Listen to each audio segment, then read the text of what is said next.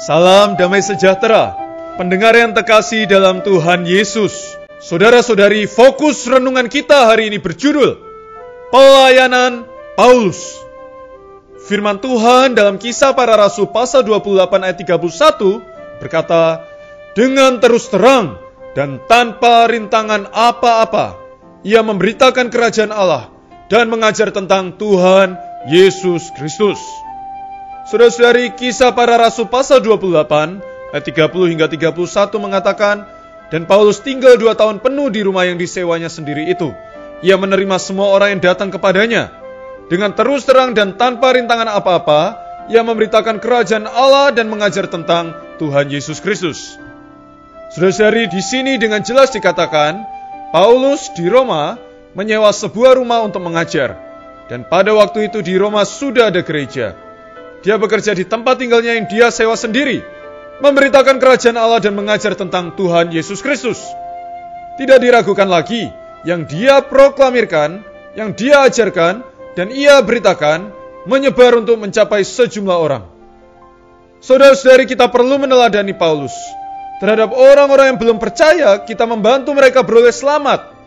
Terhadap orang-orang yang sudah percaya, kita membantu mereka dalam pertumbuhan rohani, memperlengkapi kaum beriman dengan sungguh-sungguh.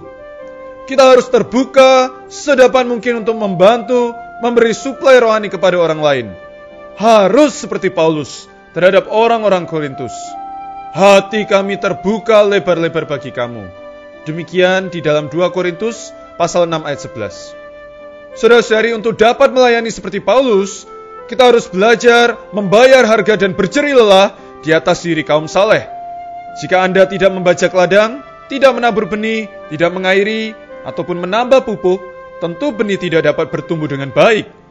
Anda tidak dapat hanya menyabur benih, pergi tidur, dan mengharapkan benih itu dapat bertumbuh dengan tepat. Di satu pihak, benih bertumbuh dengan sendirinya. Namun di pihak lain, mereka masih perlu perawatan yang tepat, pemupukan, dan pengairan.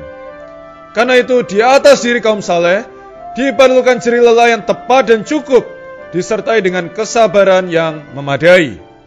Mari kita berdoa. Ya Bapa, rahmati diri kami agar rela membayar harga, rela berjerih lelah atas kaum saleh. Bapa, berilah hikmat-Mu agar kami bisa memiliki jerih lelah yang tepat, jerih lelah yang cukup, jerih lelah yang disertai dengan kesabaran. Di dalam nama Tuhan Yesus kami berdoa. Amin. Sekian renungan kita hari ini. Sampai jumpa besok. Tuhan Yesus beserta dengan kita.